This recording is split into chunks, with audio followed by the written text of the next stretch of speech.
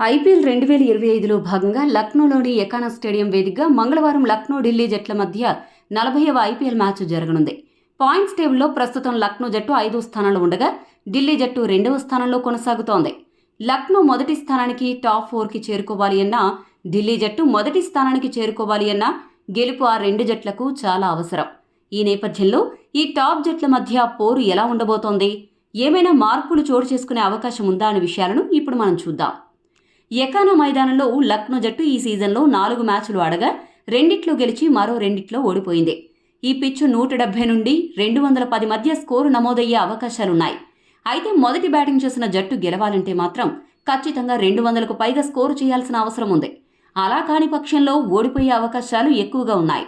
ఎందుకంటే ఈ సీజన్లో ఇప్పటి వరకు ఎకానా స్టేడియంలో 4 మ్యాచ్లు జరగ్గా 3 మ్యాచ్ల్లో చేజింగ్ చేసిన జట్టు గెలిచింది. ఈ 3 మ్యాచ్ల్లో కూడా మొదట బ్యాటింగ్ చేసిన జట్ల స్కోరు 200 కంటే తక్కువ ఉంది. కానీ ఒక మ్యాచ్లో మాత్రం లక్నో జట్టు మొదటి బ్యాటింగ్ చేసి 200కు స్కోరు సాధించి డిపెండ్ చేసుకోగలిగింది. కాబట్టి మొదట బ్యాటింగ్ చేసే జట్టు 200కు పైగా స్కోర్ టార్గెట్ పెట్టుకోవాలి. రాత్రిపూట మంచు కారణంగా టాస్ గెలిచిన జట్టు మాత్రం మొదట బౌలింగ్ తీసుకునే అవకాశం ఉంది. సీజన్ ప్రారంభానికి ముందు లక్నో జట్టు బౌలింగ్ బలహీనంగా, బ్యాటింగ్ బలంగా ఉంది అని అనుకున్నారు. కానీ ఐపీఎల్ ప్రారంభమయ్యాక ఆ జట్టు బ్యాటింగ్ బలహీనంగా, బౌలింగ్ బలంగా కనపడుతోంది. లక్నో బ్యాటింగ్ విభాగంలో మాత్రం ఆ జట్టు ఎక్కువగా మార్కరం, పూరన్, మిచెల్ మార్ష్ పైన ఆధారపడి ఉంది. ఈ ముగ్గురు గనుక త్వరగా అవుట్ అయితే ఆ జట్టుపై ఒత్తిడి పెరిగి ఓడిపోతుంది. కాబట్టి లక్నో జట్టు గెలవాలంటే ఈ ముగ్గురు ఖచ్చితంగా ఆడాలి.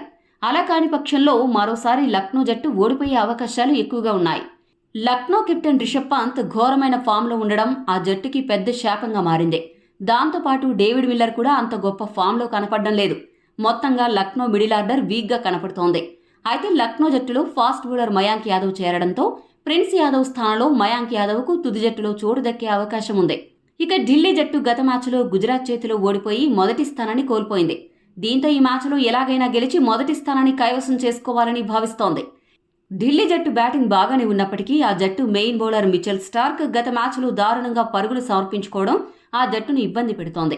అదే సమయంలో మోహిత్ శర్మ కూడా ఆశించిన మేర బౌలింగ్ చేయడం లేదు.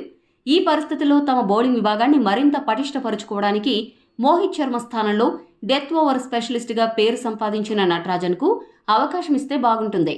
నటరాజన్ గనుక జట్టులో చేరితే ఢిల్లీ జట్టు బౌలింగ్ చాలా పటిష్టంగా మారుతుంది. ఇంకా బ్యాటింగ్ విభాగంలో ఢిల్లీ జట్టు బాగానే ఉన్నప్పటికీ మధ్య ఓవర్లలో అక్సర్ పటేల్ కొద్దిగా వేగంగా బ్యాటింగ్ చేయాల్సిన అవసరం ఉంది. ఇక గత మ్యాచ్లో డొనోవాన్ ఫెరీరా ఇంపాక్ట్ ప్లేయర్గా ఏమాత్రం ప్రభావం చూపలేదు.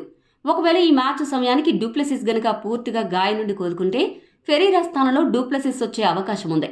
ఈ 2 మార్పులతో ఢిల్లీ జట్టు బరిలోకి దిగే అవకాశాలు కనిపిస్తున్నాయి. ప్రస్తుతం ఉన్న పరిస్థితుల్లో అన్ని విషయాలను గనుక పరిగణలోకి తీసుకుంటే లక్నో కంటే ఢిల్లీ అన్ని విభాగాలలో కూడా ముందంజలో ఉంది.